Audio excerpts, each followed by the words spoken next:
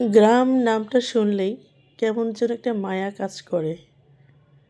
গ্রাম আমার খুবই পছন্দের একটি জায়গা। আমি খুবই পছন্দ করি। এত বেশি পছন্দ যেটি আমি বলে বোঝাতে পারব না।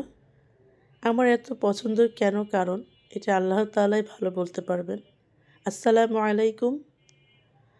ভিডিওটি দেখে বুঝতে পেরেছেন আমি গ্রামে আছি। গ্রামে আমি বেড়ানোর উদ্দেশ্যে আসিনি। হুট করে কেন আমি গ্রামে আসলাম, কী কারণে আসলাম সবই আমি বলবো পরবর্তী একটি লং ভিডিওতে।